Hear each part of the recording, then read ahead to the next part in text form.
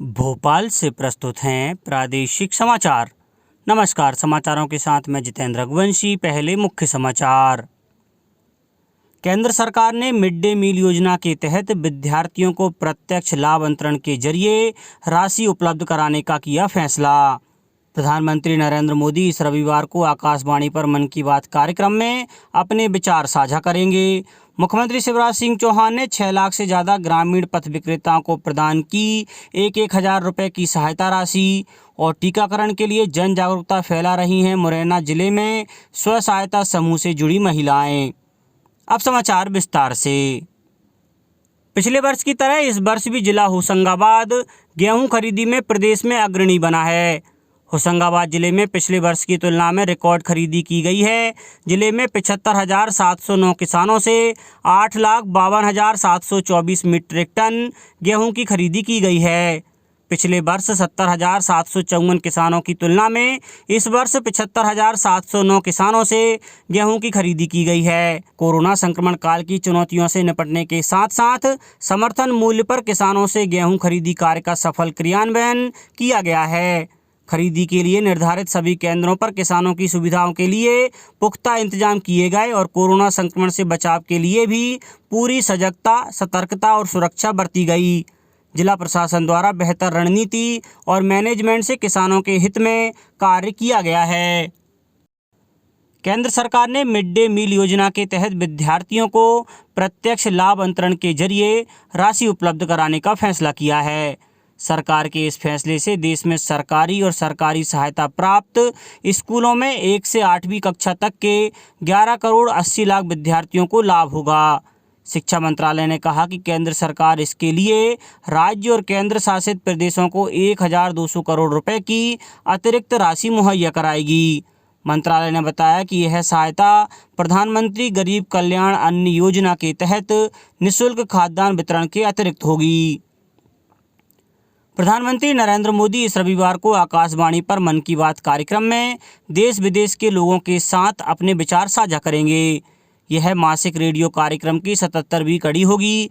यह कार्यक्रम आकाशवाणी और दूरदर्शन के समूचे नेटवर्क तथा आकाशवाणी समाचार की वेबसाइट www.newsonair.com और news on AIR mobile app पर प्रसारित किया जाएगा। मन की बात कार्यक्रम का आकाशवाणी, दूरदर्शन समाचार, प्रधानमंत्री कार्यालय और सूचना तथा प्रसारण मंत्रालय के यूट्यूब चैनलों पर सीधा प्रसारण होगा। डॉक्टर रेड्डी लेबोरेटरी ने कोविड के उपचार के लिए रक्षा अनुसंधान और विकास संगठन की 2DG दवा का मूल्य 990 रुपये प्रति पैकेट रखा है। केंद्र और राज्य सरकार के अस्पतालों को यह दवा सस्ती दर पर मिलेगी। 2DG दवा के 10,000 पैकेट शीघ्र ही बाजार में उपलब्ध होंगे। उधर राष्ट्रीय दुग्ध विकास बोर्ड की सहयोगी कंपनी हैदराबाद स्थित भारतीय इम्यूनोलॉजिकल्स लिमिटेड IIL एक अन्य कोविड-19 वैक्सीन बनाने के काम में लगी है। इस वैक्सीन का जानवरों पर परीक्षण जारी है और अगले वर्ष इसका मानव परीक्षण शुरू हो जाएगा। सीहोर जिला पंचायत के सभा कक्ष में आयोजित क्राइसिस मैनेजमेंट की बैठक में कल मुख्यमंत्री शिवराज सिंह चौहान ने कोरोना के खिलाफ जारी युद्ध को पूरी दृढ़ता से लड़ने का आह्वान किया।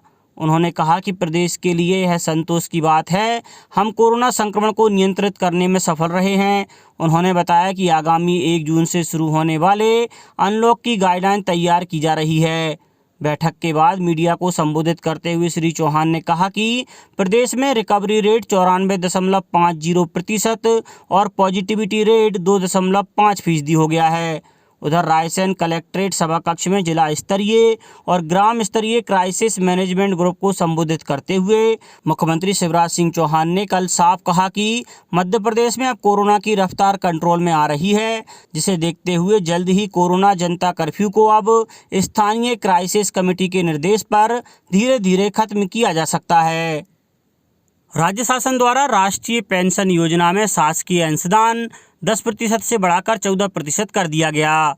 उप सचिव वित्त श्री अखिल कुमार वर्मा ने जानकारी दी है कि राष्ट्रीय पेंशन योजना में अब कर्मचारियों का मासिक अंशदान वेतन और महंगाई भत्ते का 10% होगा तथा राज्य शासन का मासिक अंशदान महंगाई भत्ते और वेतन का 14% होगा।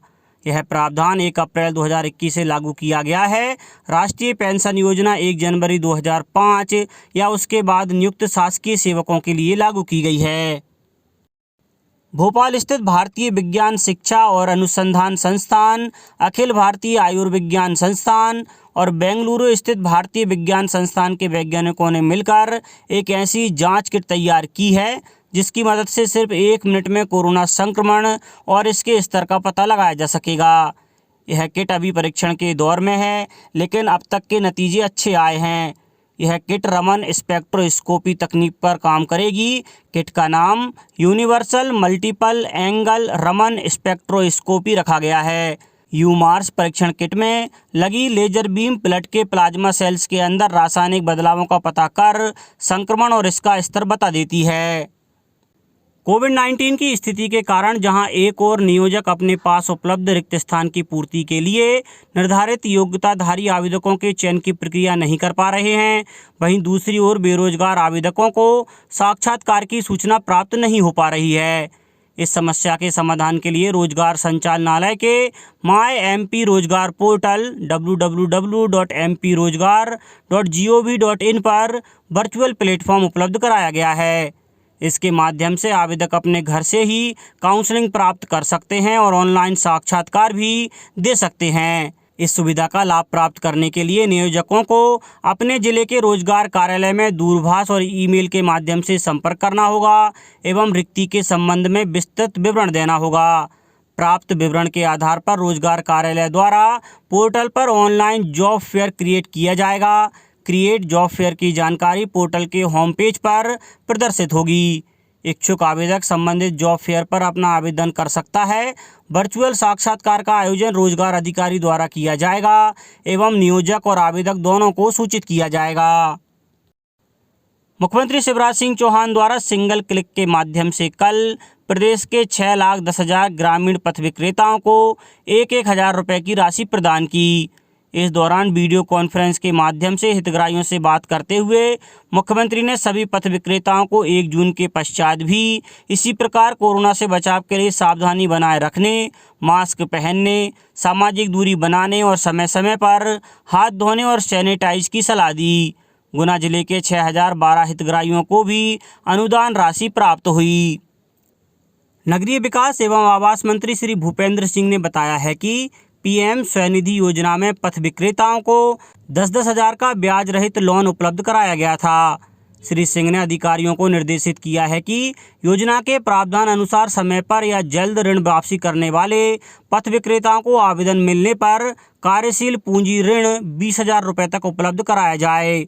मंत्री श्री सिंह ने कहा है कि समय पर ऋण वापस करने पर भारत सरकार द्वारा तीसरी बार 50,000 रुपये तक के ऋण का प्रावधान इस योजना में किया गया है। पीएम स्वनिधि योजना में उद्यमी मित्रा पोर्टल पर ऑनलाइन आवेदन करने का विकल्प उपलब्ध कराया गया है। पथ विक्रेता इस पोर्टल के माध्यम से ऋण के आवेदन बैंक को ऑनलाइन भेज सकते हैं। कल मासिक धर्म स्वच्छता दिवस था। 2014 में पहली बार इस दिवस का आयोजन हुआ था। इस वर्ष की थीम है मासिक धर्म स्वच्छता और स्वास्थ्य के लिए कार्य योजना और निवेश। इस दिवस का उद्देश्य सभी महिलाओं और लड़कियों में महामारी संबंधी स्वच्छता और स्वास्थ्य के प्रति जागरूकता लाने में सहयोगी संगठनों को एक वैश्विक मंच उपलब्ध कराना है। इस बारे में जानकारी की कमी से पूरे विश्व में महिलाएं और लड़कियां शैक्षणिक और अन्य अवसरों का समुचित लाभ नहीं उठा पाती। वर्ष 2030 तक ऐसा माहौल सृजित होने की आशा है जिसमें किसी भी महिला या लड़की को मासिक धर्म की वजह से अवसरों से वंचित न होना पड़े। जबलपुर में संचालक महिला बाल विकास स्वाति मीणा नायक ने ऑनलाइन परिचर्चा आयोजित कर स्वच्छता का महत्व समझाया। मध्य क्षेत्र विद्युत वितरण कंपनी ने बिजली चोरी की रोकथाम के लिए इनामी योजना घोषित की है। सूचना के आधार पर वसूली गई राशि में से सूचना देने वाले व्यक्ति को 10% राशि दी जाएगी। बिजली के अवैध उपयोग और चोरी की सूचना देने वाले की जानकारी गोपनीय रहेगी। प्रकरण बनाने और राशि वसूली करने वाले विभागीय अधिकारियों और कर्मचारियों को भी 2.5% राशि प्रोत्साहन के रूप में दी जाएगी। बिजली चोरी की सूचना कॉल सेंटर के नंबर 1912 अथवा यूपे ऐप पर भी दी जा सकती है। मुरैना जिले में कोरोना काल की इस संकट की घड़ी में स्वयं सहायता समूह से जुड़ी महिलाएं टीकाकरण के लिए जन जागरूकता फैला रही हैं। ग्राम नूराबाद की महिलाएं मुख्य मार्ग से होकर गांव की ओर जाने वाले रास्ते पर बैरिकेड लगाकर रोको टोको अभियान चलाकर ग्रामीणों को कोरोना से बचने के सुझाव दे रही हैं। साथ ही बिना मास्क लगाए घूमने वाले व्यक्तियों को अपनी ओर से मास्क वितरित कर रही हैं। इस कार्य में नारी शक्ति संकुल स्तरीय संगठन नूराबाद से जुड़ी महिलाओं की बढ़ चढ़कर भूमिका रही है। अब कुछ समाचार संक्षेप में। मंदसौर में सब्जी फल विक्रेता, दूध विक्रेता, मंडी के सफाई कर्मियों और कर्मचारियों के सैंपलिंग के बाद 1 जून से अनलॉक के लिए निर्णय लिया जाएगा। खंडवा में संभागयुक्त डॉक्टर पवन शर्मा ने कल मेडिकल कॉलेज में जिला प्रशासन और स्वास्थ्य विभाग के अधिकारियों की बैठक ली। कोरोना मरीजों में अच्छे खान पान के प्रति जागरूकता लाने के लिए कल जबलपुर स्मार्ट सिटी द्वारा वेबिनार का आयोजन किया गया। देवास जिले की 151 ग्राम पंचायतें कोरोना संक्रमण से पूरी तरह से मुक्त हो गई हैं। आगरमालवा जिला जेल में 102 बंदियों का स्वास्थ्य विभाग द्वारा टीकाकरण किया गया। वहीं शहडोल जिला जेल में बंद 20 बंदियों को 90 दिन की पैरोल पर छोड़ा गया। सतना में पूर्व मुख्यमंत्री कमलनाथ ने विधायक सिद्धार्थ कुशवाहा की विधायक निधि से खरीदी गई 2 एम्बुलेंस को हरी झंडी दिखाकर रवाना किया। शहडोल में पुलिस विभाग के साथ मिलकर स्वास्थ्य विभाग ने पुलिस परिसर स्थित अस्पताल में ऑक्सीजन युक्त 20 बेड का कोविड केयर सेंटर शुरू किया है। और नीमच में कल 62 लोग स्वस्थ हुए हैं। अब जिले में एक्टिव कोरोना मरीज मात्र 328 रह गए हैं। अंत में मुख्य समाचार एक बार फिर। केंद्र सरकार ने मिड डे मील योजना के तहत विद्यार्थियों को प्रत्यक्ष लाभ अंतरण के जरिए राशि उपलब्ध कराने का किया फैसला। प्रधानमंत्री नरेंद्र मोदी इस रविवार को आकाशवाणी पर मन की बात कार्यक्रम में अपने विचार करेंगे साझा। मुख्यमंत्री शिवराज सिंह चौहान ने 6 लाख से ज़्यादा ग्रामीण पथ विक्रेताओं को प्रदान की 1,000 रुपये की सहायता राशि। और टीकाकरण के लिए जन जागरूकता फैला रही हैं मुरैना जिले में स्वयं सहायता समूह से जुड़ी महिलाएं। इस बुलेटिन में इतना ही। घर पर रहिए, सुरक्षित रहिए और सुनते रहिए प्रादेशिक समाचार। नमस्कार।